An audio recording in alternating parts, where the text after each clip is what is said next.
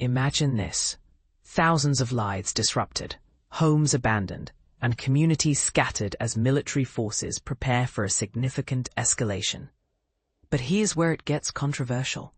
Are these actions justified in the name of security, or do they cross ethical lines?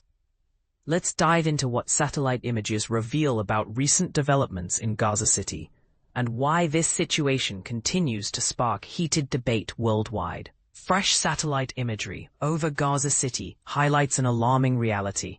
Tent camps that once housed displaced families are now eerily empty.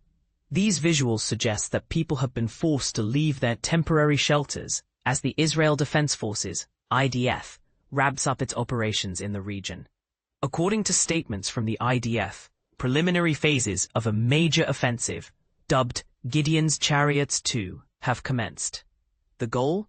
To dismantle Hamas's stronghold within Gaza City. This ambitious mission has already led to the mobilization of approximately 60,000 reservists, underscoring the scale of the operation. But what exactly does this mean for civilians caught in the crossfire? In a chilling announcement on Thursday, the IDF urged medical personnel and humanitarian groups operating in northern Gaza, including Gaza City, to evacuate residents towards safer areas in the south. While Israeli Prime Minister Benjamin Netanyahu insists the campaign aims to neutralize Hamas and secure the release of hostages held captive by the group, critics argue that such moves inevitably put innocent lives at risk. This latest push comes just weeks after Israel's security cabinet greenlit plans proposed by Netanyahu himself.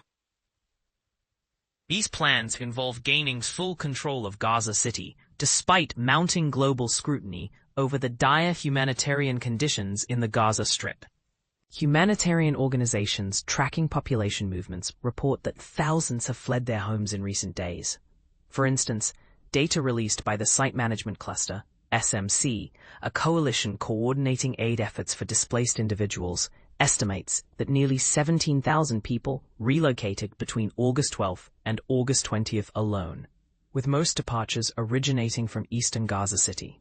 Meanwhile, human rights advocates aren't holding back in their condemnation of the escalating violence. A report issued by UN officials on Wednesday accuses the IDF of contributing to further bloodshed and displacement. Since early August, at least 87 Palestinians, including 25 children, have reportedly lost their lives in Gaza City, a number believed to be underestimated given the chaotic circumstances on the ground. Such figures paint a grim picture, raising critical questions about accountability and proportionality.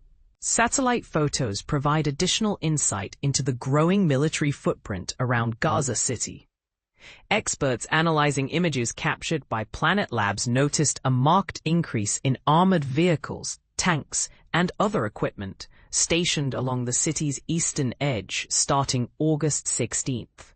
Vanderbilt University professor Andres Gannon, who specializes in military technology, pointed out signs of strategic earthworks designed to conceal troop positions or shield them during combat scenarios. Tony Reeves, founder of private intelligence firm MAIR, corroborated these findings, identifying over 30 armored vehicles alongside bulldozers and fortified structures, likely serving as command centers. The contrast between earlier images and those taken later in the month is stark. On August 9, sprawling tent encampments could still be seen near suspected military sites. By August 17, however, many of these tents had vanished entirely, replaced by flattened landscapes and demolished buildings. Among the casualties was the Dar al-Arqam Secondary Boys Private School, identified through UNICEF records as one of several structures reduced to rubble. When questioned about these apparent demolitions, the IDF emphasized that its strategies adhere strictly to principles of military necessity and international law. They denied any intent to inflict widespread harm on civilian infrastructure unless absolutely required.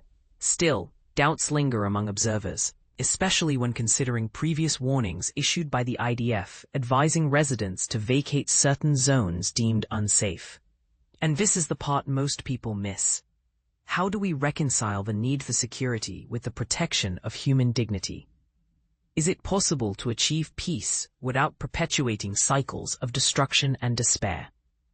As the world watches events unfold in Gaza City, opinions remain sharply divided. Some see the IDF's actions as a necessary step toward dismantling extremist threats, while others view them as disproportionate measures exacerbating suffering among vulnerable populations. What's your take? Do you believe the ends justify the means in cases like this, or should alternative approaches be prioritized? Share your thoughts in the comments below. We'd love to hear your perspective.